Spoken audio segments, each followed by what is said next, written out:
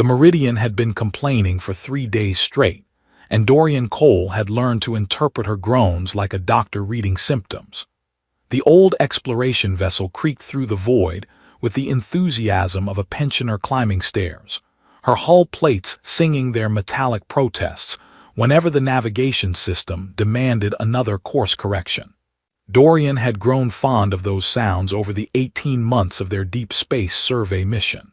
They reminded him that despite all the sleek technology humanity had developed, they still traveled the stars in vessels held together by bolts, welds, and what the chief engineer affectionately called creative optimism. He sat in the geology lab on Deck 4, surrounded by sample containers and the soft blue glow of analysis screens, running his fingers over a chunk of ferromagnetic ore they had collected from an asteroid belt 6 weeks prior. The mineral sang under the scanner, revealing crystalline structures that defied the textbooks he had memorized during his university years.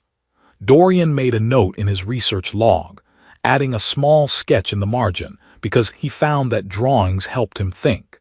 His handwriting was terrible, a fact his colleagues reminded him of frequently, but his sketches possessed a certain charm that made up for the illegible annotations surrounding them.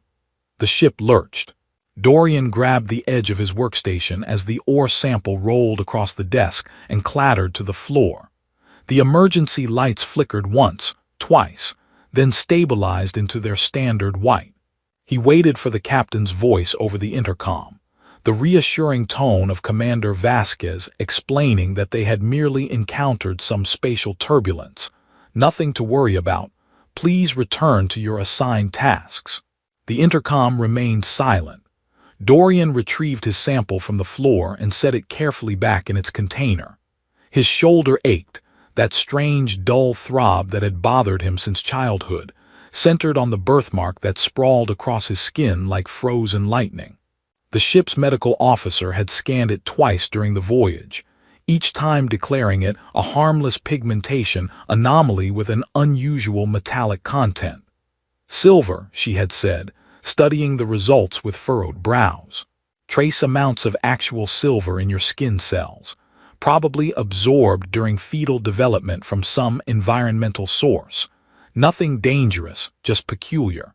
Peculiar was a word that had followed Dorian his entire life.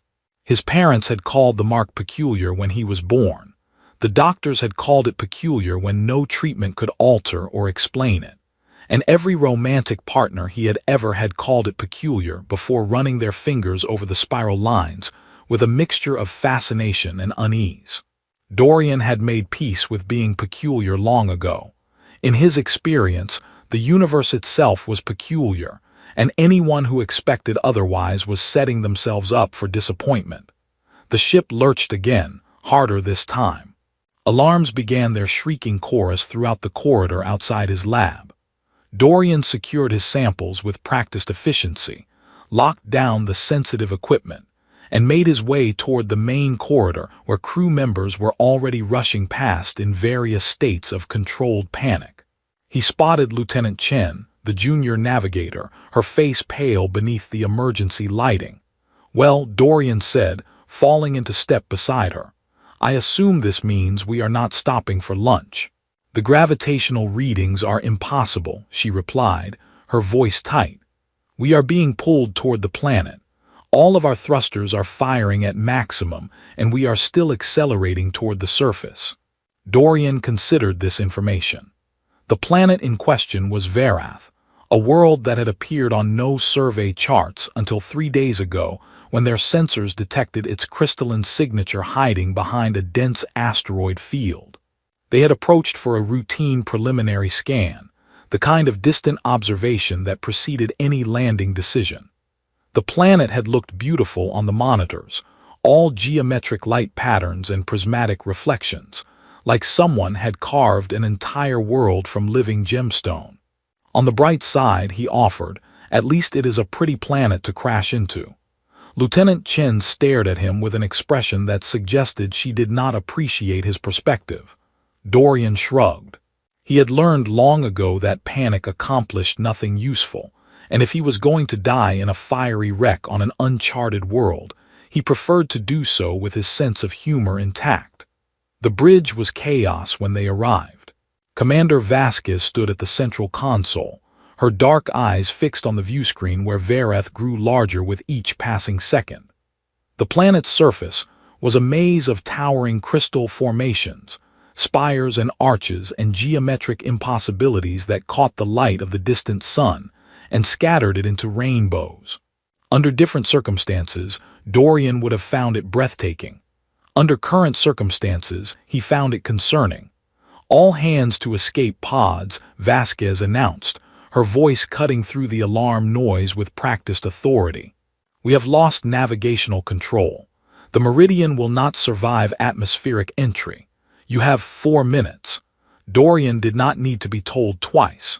He joined the stream of crew members flowing toward the pod bay, his mind racing through the survival protocols he had memorized during training but never expected to use. The Meridian carried enough pods to evacuate her complement of 43 souls, each equipped with emergency supplies, distress beacons, and environmental adaptation systems. In theory, they would land safely, signal for rescue, and wait for recovery. In practice, they were about to scatter across an unknown world with no guarantee of reunion. He reached Pod 7 and climbed inside just as the ship's frame groaned with a sound that made his teeth ache. 3 other crew members joined him, their faces masks of fear as they strapped into their seats. Dorian found himself offering reassurances he did not entirely believe, his voice steady while his heart hammered against his ribs. The launch sequence initiated automatically. Dorian felt the pod break free from the dying ship, felt the sickening tumble of uncontrolled descent, felt the heat of atmospheric entry warming the hull around them. Through the tiny viewport, he caught a glimpse of the Meridian above them, her proud form already breaking apart into burning fragments that streaked across the alien sky like falling stars. Then the world became crystal and light and impact, and Dorian Cole knew nothing more. He woke to silence. The emergency lighting inside the pod cast everything in amber, making the scene look like a photograph preserved in ancient resin. He was alone. The seats beside him were empty, their restraints hanging loose, and the pod's hatch stood open to reveal a landscape that stopped his breath in his chest. Crystal spires rose around him like the pipes of some massive organ, their surfaces catching light from a sun that sat low on the horizon. The formations ranged from structures no larger than his hand to towers that stretched hundreds of meters into the pale violet sky. Wind moved through them, and they sang. The sound was unlike anything Dorian had ever heard, a harmony of tones that resonated in his bones and made the air itself feel alive. His shoulder throbbed. He looked down and saw that his environmental suit had torn during the crash. The fabric parted across his left shoulder to expose the silver spiral of his birthmark. The skin around it looked inflamed, flushed with color as if responding to some unseen stimulus. Dorian touched it gingerly and winced at the heat radiating from the mark. He climbed out of the pod on unsteady legs, taking stock of his situation with the methodical calm that had served him well through countless field expeditions. His communication equipment was destroyed, crushed by debris during landing. His emergency supplies were intact but limited to perhaps a week of rationed consumption. His fellow pod occupants had apparently evacuated while he was unconscious, their footprints visible in the fine crystalline dust that covered the ground, leading off toward a gap between 2 massive spires. Dorian followed the footprints for perhaps 50 meters before they simply stopped. He stood at the termination point, studying the ground for any sign of where his crewmates had gone, finding nothing but smooth dust undisturbed by any passage. The crystals around him began to glow brighter. He noticed it gradually at first, then with growing alarm as every formation within 10 meters of his position pulsed with inner light that intensified with each step he took. He stopped moving. The glow stabilized but did not fade. Dorian looked at his exposed birthmark, looked at the luminous crystals surrounding him, and felt a cold certainty settle in his stomach. Whatever was happening, his presence was the cause. The planet was responding to him, or perhaps more accurately, responding to the mark he carried.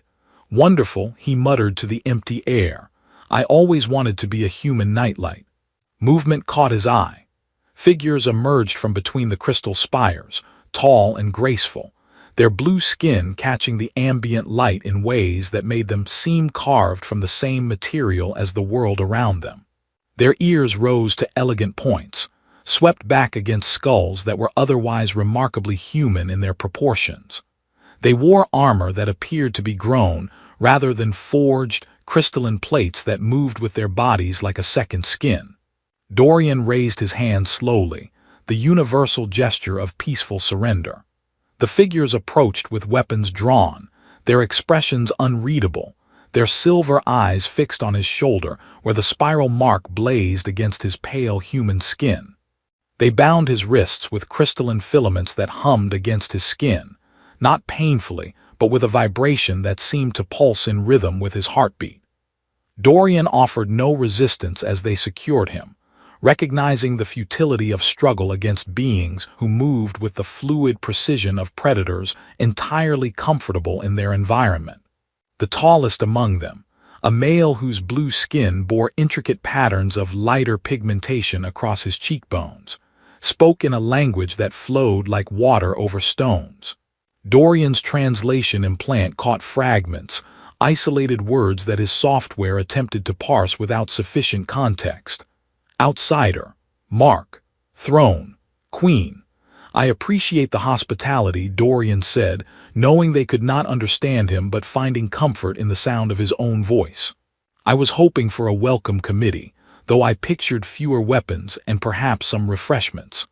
The tall one silenced him with a gesture, not threatening but firm, and Dorian decided that cooperation would serve him better than commentary. They marched him through the crystal forest, their pace brisk but not cruel, allowing him time to navigate the uneven terrain without stumbling. The formations around them grew larger as they traveled, evolving from the scattered spires near his crash site into organized structures that suggested architecture rather than geology. Bridges of transparent material arched between towers, and in the distance, Dorian could see what appeared to be buildings carved directly into massive crystalline outcroppings, their windows glowing with warm light that spoke of habitation. The sun descended toward the horizon, painting the sky in shades of amber and violet that refracted through the crystal landscape, until the entire world seemed ablaze with color. Dorian found himself captivated despite his circumstances, his xenogeologist's mind cataloging observations even as his survival instincts screamed about the danger of his situation. The mineral composition here was unlike anything in human databases. The crystals appeared to conduct and store light, releasing it gradually as the sun faded, creating a twilight that glowed from the ground up rather than filtering down from above. His captors led him into what could only be called a city, though it bore no resemblance to any human settlement Dorian had ever seen. The architecture flowed organically between crystal formations, buildings that seemed grown rather than constructed, their walls translucent enough to reveal shadowy movements within. Varathians emerged to watch their procession, their silver eyes tracking him with expressions that ranged from curiosity to suspicion, to something that looked almost like hope. Children pressed against their parents, pointing at the strange creature with the wrong-colored skin, and Dorian offered them a small wave that made them scatter in giggling alarm. The central structure dominated the city like a frozen flame, a tower of spiraling crystal that caught the fading light and held it prisoner within its faceted walls. Dorian's translator continued its struggle with the ambient conversation, catching more words now as his software adapted to the phonetic patterns of Varathian speech. Prophecy, bonded, waiting. The words repeated in various combinations, spoken by voices that carried tones of reverence and disbelief in equal measure. They ascended a staircase that wound around the central tower, each step carved from a different shade of crystal that produced musical notes beneath their feet. Dorian counted the steps out of habit, losing track somewhere around 200, when the stairs opened onto a vast chamber that stole his breath and his count simultaneously. The throne room of Varath stretched before him like a cathedral of frozen starlight, its vaulted ceiling so high that clouds had formed in the upper reaches, drifting lazily between crystal chandeliers that held captured light from a dozen different suns. Thousands of Varathians filled the space, arranged in concentric rings around a central dais where a throne of impossible beauty waited. The throne appeared to be carved from solidified light, its form shifting subtly as Dorian watched, never quite the same shape twice, always suggesting majesty without committing to a single expression of it. And upon the throne sat a figure that silenced every thought in his head. Queen Salith rose as he entered, and the movement rippled through the assembled crowd like wind through tall grass. She was tall even by Varathian standards, her blue skin darker than her subjects, deeper, like the heart of an ocean where light barely penetrated. Her ears swept back in elegant curves that framed a face of sharp angles and devastating beauty, her cheekbones high, her jaw defined, her lips the pale silver of morning frost. But it was her eyes that held him, ancient silver pools that had witnessed centuries pass like seasons, that carried the weight of responsibility and the patience of stone. She descended from the throne, each step deliberate, her gaze fixed not on his face but lower, on the shoulder where his torn suit revealed the spiral mark that had defined his existence. The crowd parted before her as if she were a blade and they were water, and Dorian found himself unable to move, unable to speak, barely able to breathe as she approached. The guards who had captured him fell to their knees. The gesture spread through the chamber like a wave, thousands of Varathians prostrating themselves until only Dorian and the queen remained standing. Her slender fingers trembled as she reached toward his shoulder, hovering above the silver spiral without quite touching, as if afraid that contact might prove it an illusion. "The bonded one," she whispered, and his translator rendered the words with perfect clarity, catching the crack in her voice, the break in composure that spoke of hopes held for so long they had become indistinguishable from despair.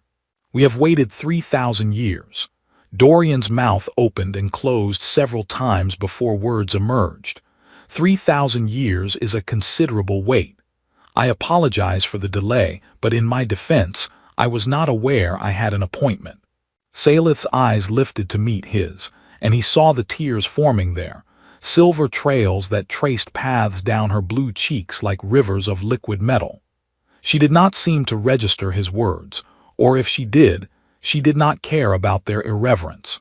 Her attention returned to the mark on his shoulder, and this time her fingers made contact, tracing the spiral with a touch so light it felt like the brush of a feather. The mark blazed. Dorian gasped as heat flooded through him, not painful but overwhelming, as if every cell in his body had suddenly remembered a song it had forgotten lifetimes ago. The crystals throughout the throne room responded, their glow intensifying until the chamber burned with light that cast no shadows. The assembled Varathians lifted their heads, their silver eyes wide with wonder, and a sound rose from them that was half prayer and half celebration. "It really is you," Salith breathed. "The mark responds. The crystals sing. After all this time, after all the false hopes and bitter disappointments, you have finally come. I am fairly certain there has been some mistake," Dorian managed, though his voice sounded distant to his own ears. "I am just a geologist. I study rocks. Admittedly, I study rocks for a living, and you appear to live on a planet made entirely of rocks, but I assure you that I am not qualified to be whatever you believe I am." The queen's hand moved from his shoulder to his face, cupping his cheek with a tenderness that seemed to surprise her as much as it surprised him. Her skin was cool against his, smooth and soft, and her touch sent another pulse of warmth through the mark on his shoulder. She studied his features with an intensity that made him feel exposed in ways that had nothing to do with his torn suit. "The prophecy spoke of doubt," she said, her voice steadying as she regained her composure. "It warned that the bonded one would not know himself, would not understand the significance of what he carried. You are exactly as you were meant to be. Dorian looked around the chamber at the thousands of faces, now turned toward him with expressions of desperate hope. He looked at the impossible architecture, the frozen light, the world of crystal and wonder that surrounded him. He looked at the queen whose ancient eyes held pain and longing in equal measure, whose touch on his face felt like an anchor in a storm he did not understand. "I believe," he said slowly, "that I am going to need a considerably longer explanation than you have provided thus far." Salith smiled, the expression transforming her face from regal severity to something warmer, something almost human. "Yes," she agreed, "I believe you will. But first, let me welcome you properly to Verath, home of the crystal singers, keepers of the frozen light, and for 3,000 years, the people who have awaited your arrival." She released his face and stepped back, gesturing to the chamber around them with one elegant hand. "Welcome home, bonded one. We have much to discuss." They gave him chambers in the upper reaches of the central tower, rooms carved from crystal so pure that the walls seemed to disappear entirely, leaving only the faint geometric lines where facets met to suggest any boundary between interior and exterior space.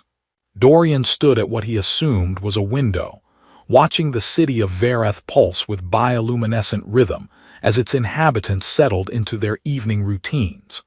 The lights moved like breath, expanding and contracting in patterns that suggested some underlying heartbeat to the entire civilization.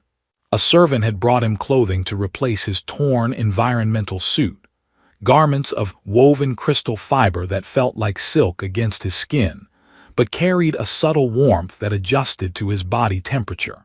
He had examined them with professional curiosity before putting them on, noting the way the threads caught and held light, releasing it gradually to create a soft glow around the wearer. The Varathians had mastered material science in ways that human engineers would spend decades attempting to replicate. His shoulder still tingled where Salith had touched him. The mark had calmed since their encounter in the throne room, returning to its usual silver shimmer, but Dorian could feel something different in it now. An awareness, perhaps. A sense that the spiral pattern was no longer merely decorative but active, connected to something larger than himself. He found the sensation unsettling in ways he could not articulate. The door chimed, a musical tone that seemed to come from the crystal walls themselves rather than any mechanical device. Dorian called for entry, and Queen Salith stepped into his chambers carrying a collection of crystalline tablets that glowed with stored data. She had changed from her formal throne room attire into simpler garments. Though simple for Varathian royalty, still meant elegant cuts and luminous fabrics that probably cost more than Dorian's entire annual salary.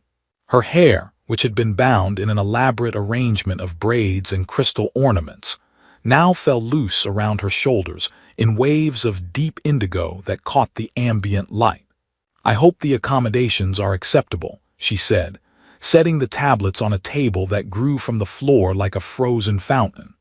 "I realize they must seem strange compared to what you are accustomed to." Dorian gestured at the transparent walls, the furniture that seemed to have sprouted rather than been placed, the ceiling that displayed what appeared to be a real-time map of stellar movements. Strange is one word for it. I was going to suggest that my apartment back on Earth could use some renovation tips from your interior designers, but I suspect the style would not translate well to buildings made of concrete and regret. Salith's lips curved in what might have been amusement. She moved to the window where he had been standing, her silver eyes scanning the city below with an expression that mixed pride with something heavier. "I have brought the historical records you requested.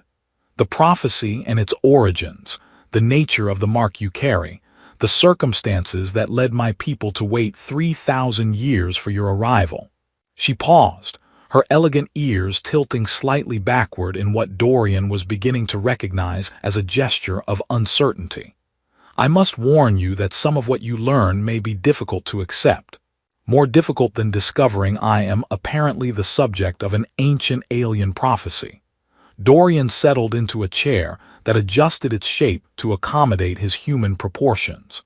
I crash-landed on your planet this morning expecting to catalog mineral samples. My threshold for difficult has expanded considerably since then. The Queen turned from the window, her ancient gaze meeting his with an intensity that made him want to look away.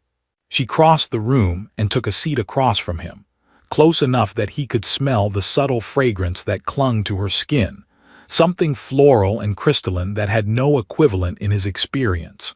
She activated the first tablet, and holographic text spiraled into the air between them, characters in a language he could not read. 3,047 years ago, she began, her voice taking on the cadence of ritual recitation. The last of our great oracles entered the crystal sleep. Her name was Velindris, and she had guided our people for over 2 centuries with visions drawn from the resonance of our world. Before she passed into the deep dreaming, she spoke a final prophecy that has shaped every decision my people have made since. Salith gestured, and the holographic text rearranged itself into images. Dorian watched as crystalline representations formed a narrative, showing a figure that might have been the oracle, a woman of advanced age whose blue skin had paled to almost white. She lay upon a bed of living crystal, her eyes closed, her lips moving in speech that the historical recording had somehow preserved across millennia. From beyond the stars shall come the bonded one, Salith translated as the oracle's image spoke, bearing the spiral of convergence upon their flesh, marked from birth by the joining of 2 worlds. When Verath faces its greatest darkness, when the light begins to fade and hope becomes memory, the bonded one shall arrive to fulfill the ancient compact. Dorian watched the images shift, showing the spiral mark he had carried his entire life, rendered in crystalline detail that matched his birthmark precisely. The sight sent a chill through him that had nothing to do with the temperature of the room. That is definitely my mark. I have stared at it in enough mirrors to recognize the pattern. The spiral of convergence is not merely a symbol, Salith explained. It is a key, a biological interface encoded into your very cells, designed to interact with the crystalline matrices that form the foundation of our world. The oracle's vision showed us that this mark would appear on one of the star travelers, beings from a world called Earth who would venture into the cosmos seeking knowledge. Dorian's mind raced through the implications. You knew about humanity. 3,000 years ago, your oracle saw our species before we had even developed space travel. Velindris saw many things that we did not understand at the time. The Queen's expression grew troubled, her elegant features tightening with remembered frustration. She described your ships, your appearance, your tendency to make jokes in moments of crisis. She paused, glancing at Dorian with what might have been dry humor. That last detail seemed improbable until I met you. I prefer to think of it as maintaining morale under pressure. Dorian leaned forward, studying the holographic images as they continued to cycle through the oracle's visions. What is this greatest darkness your prophecy mentions? You said something in the throne room about waiting, about hope. What exactly is Verath facing? Salith was silent for a long moment, her silver eyes distant. When she spoke again, her voice carried the weight of centuries. We call it the dimming. Our world, our entire civilization, is built upon the resonance of our crystals.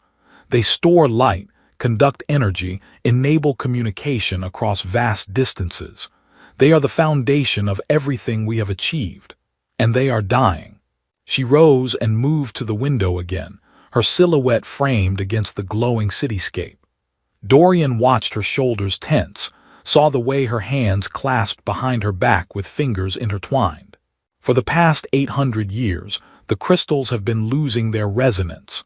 Slowly at first, so gradually that my ancestors dismissed the early signs as natural variation. But the decline has accelerated.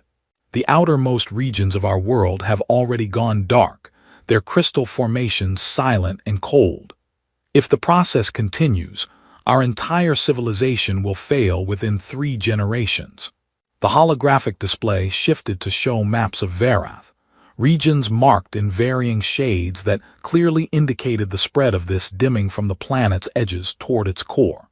Dorian studied the progression with growing unease, recognizing the pattern of systemic collapse that no amount of technological intervention had apparently been able to halt. Your scientists cannot determine the cause. We have tried everything, Salith replied, and for the first time he heard despair beneath her composed exterior. Every generation has produced researchers who dedicated their lives to understanding the dimming, to reversing it. All have failed. The prophecy of Velindris became our only remaining hope. The bonded one would come, bearing the key that could restore what was lost. She turned to face him, her ancient eyes holding his with desperate intensity. And now you are here, Dorian Cole of Earth. You carry the mark that our oracle described. The crystals respond to your presence in ways they have not responded to anything in centuries. The question that remains is whether you can be what the prophecy claims, or whether my people's last hope is simply a man who studies rocks and makes jokes about parking validation. Dorian absorbed her words, feeling the weight of expectation settling onto his shoulders like a physical burden. He thought about his life on Earth, his modest apartment, his collection of mineral samples, his habit of naming his equipment and talking to it during long field expeditions. He thought about the birthmark he had carried since before memory, the mark that no doctor could explain, the peculiarity that had defined him without ever revealing its purpose. I cannot promise to be your savior, he said finally, meeting her gaze with honesty he hoped she could recognize. I do not understand what is happening to me or why this mark exists or how it connects to your world. But I can promise to try. Your people have waited 3,000 years. The least I can do is make an honest effort before concluding that the universe has made a terrible mistake. Salith studied him for a long moment, something shifting in her expression, softening the regal severity into something more personal. Perhaps, she said quietly, an honest effort is exactly what the prophecy intended. The heart of Varath lay at the center of the planet, accessible only through a spiraling descent that took Dorian and Salith deep beneath the city into caverns, where the crystal formations grew so dense that walking required careful navigation between their razor-sharp edges. The air grew warmer as they descended, carrying a vibration that Dorian felt in his teeth before he heard it with his ears. His birthmark had begun glowing the moment they entered the first tunnel, its silver light casting strange shadows on the walls around them. I should mention, Dorian said as they navigated a particularly narrow passage, that I am mildly claustrophobic. Nothing serious, just a general preference for spaces where the ceiling does not threaten to impale me. Salith glanced back at him, her silver eyes catching the light from his mark. The heart has tested every supplicant who approached it for 3 millennia. Physical danger is the least of what awaits us. Wonderful. I was worried this might be too easy.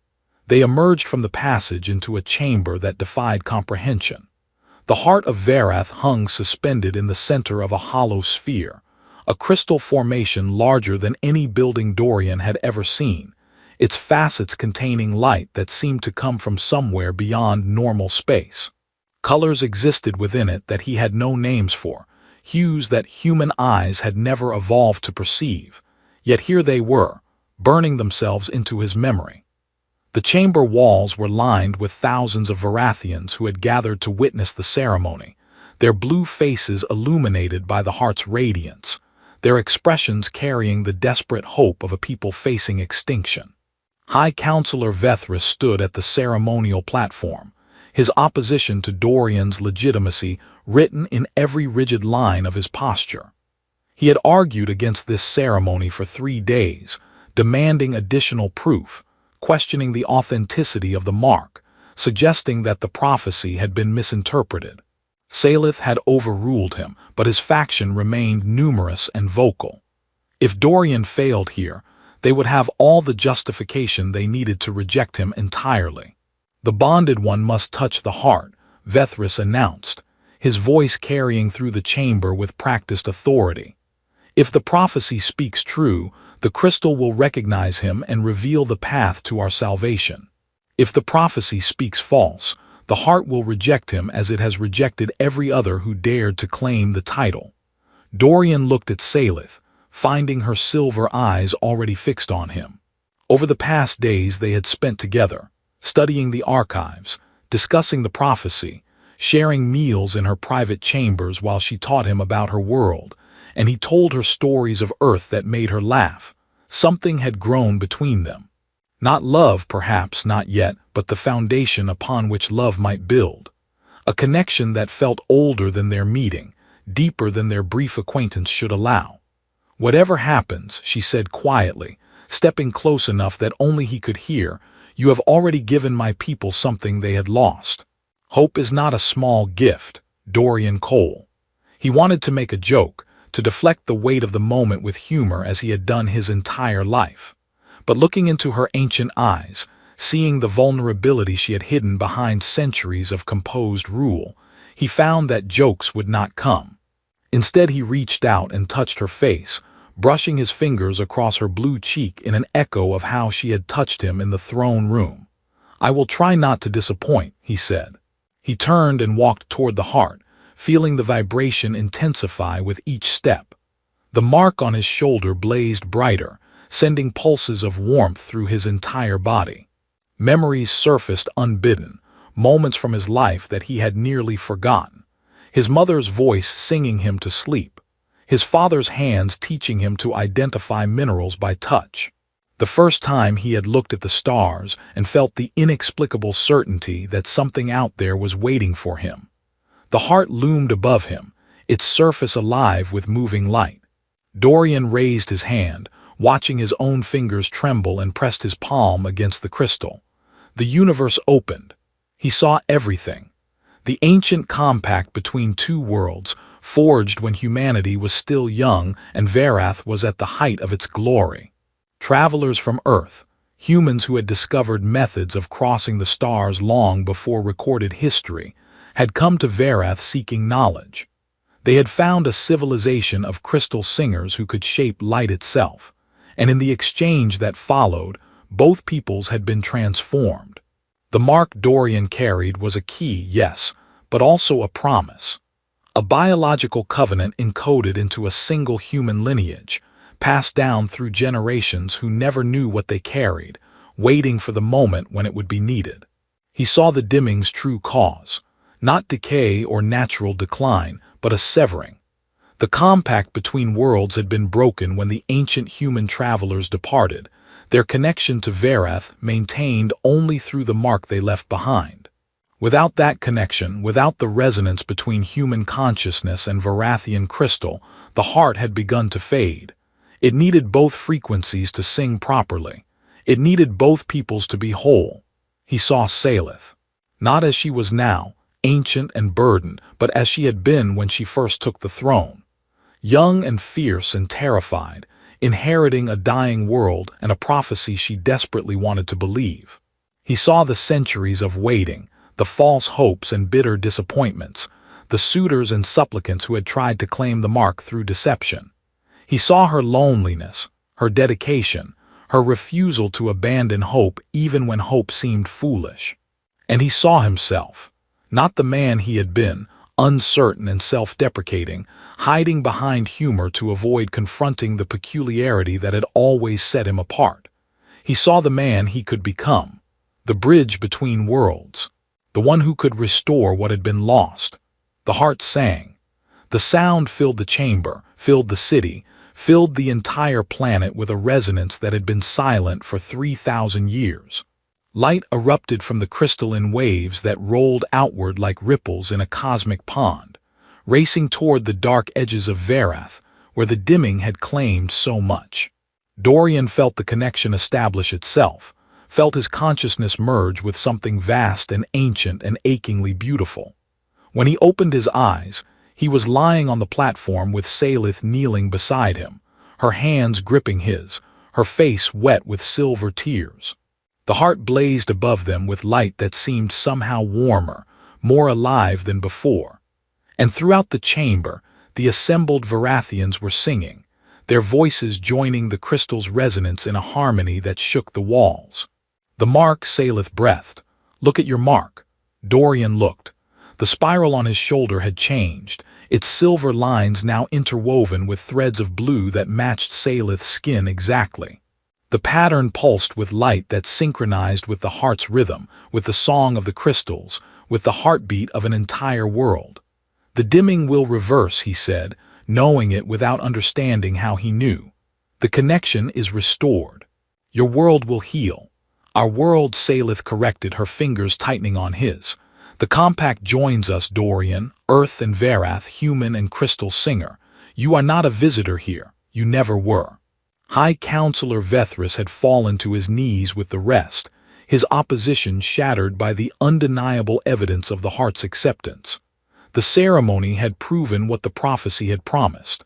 The bonded one had come, and Verath would survive. Dorian sat up slowly, still holding Salith's hands, and looked around at the chamber full of singing Verathians. He thought about the Meridian, about his scattered crewmates somewhere on this crystal world, about the life he had left behind on Earth. He thought about his apartment and his mineral samples and the comfortable insignificance he had wrapped around himself like armor. He did not miss it. "I suppose," he said, meeting Salith's silver eyes with a smile that felt different than any he had worn before, "that I should cancel my return flight."